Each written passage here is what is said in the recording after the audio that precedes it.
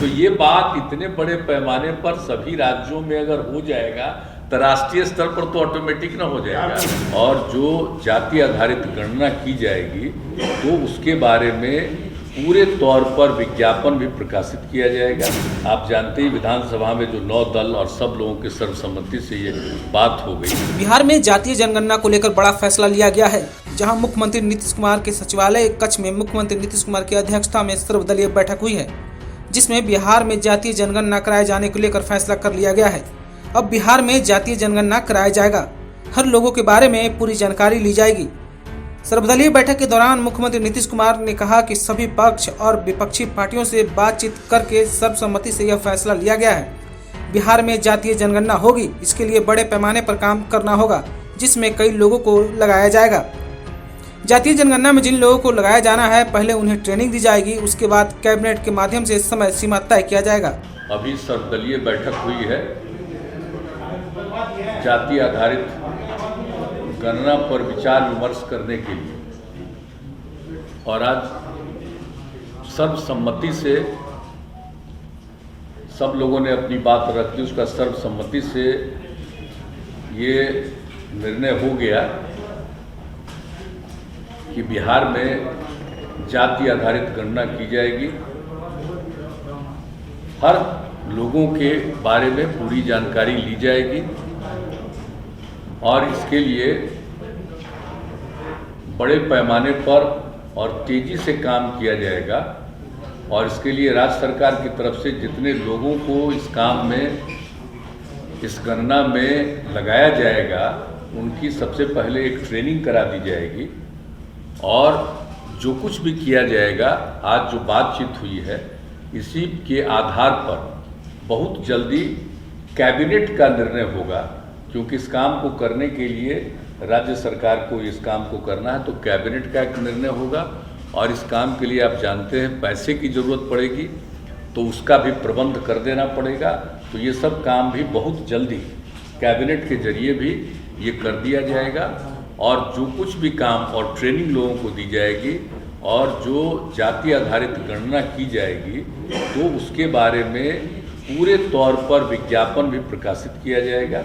हर प्रकार के तरह से जो कुछ भी लोग, आप सब लोग हैं, सब लोगों के बीच में ये विज्ञापन को प्रकाशित कर दिया जाएगा, ताकि एक एक चीज़ को लोग जानें। और जो भी हमारे, आप जानते ही विधानसभा में जो 9 दल और सब लोगों के सर्वसम्मति से ये बात हो गई, तो जो कुछ भी ये काम शुरू होगा और उसके बारे में सरकारी तौर पर भी दलों को भी इसकी जानकारी दी जाएगी, ताकि सब लोगों को ये मालूम रहे कि एक एक काम किया जा रहा है।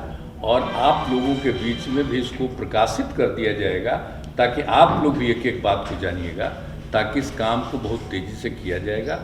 और इसके लिए हम लोगों ने आज बातचीत कर ली है, तो कैबिनेट के माध्यम से यह भी हम लोग तय कर देंगे कि एक समय सीमा, हम लोग पूरी कोशिश करेंगे कि एक समय सीमा के अंदर ये पूरा का पूरा काम हम लोग कर लेंगे, तो वो सब बात भी प्रकाशित कर दिया जाएगा। बता दें कि जातीय जनगणना सरकार अपने स्तर से कराएगी। जल्द ही इस बात का फैसला कैबिनेट में लिया जाएगा। जो भी चीजें होगी सभी पब्लिक डोमेन में रहेगा, जिसे सभी लोग जान सकेंगे कि क्या होने जा रहा है। इसके लिए पैसे की जरूरत होगी, जिसे कैबिनेट से पास करा लिया जाएगा। बता दें कि विधानसभा में कुल 9 दल हैं और सभी से इस संबंध में बातचीत कर ली गई है। जातीय जनगणना को लेकर सभी ने अपनी सहमति जताई है। क्यों, अब आप जानते हैं, तो राज्य स्तर पर जितना बढ़िया ढंग से किया जाएगा, अपने आप देखिएगा, सभी राज्य आज कर रहा है ना विचार, सब राज्य विचार कर रहा है धीरे धीरे। तो ये बात इतने बड़े पैमाने पर सभी राज्यों में अगर हो जाएगा, तो राष्ट्रीय स्तर पर तो ऑटोमेटिक ना हो जाएगा, तब सब चीज ना आ जाएगा। इसलिए हम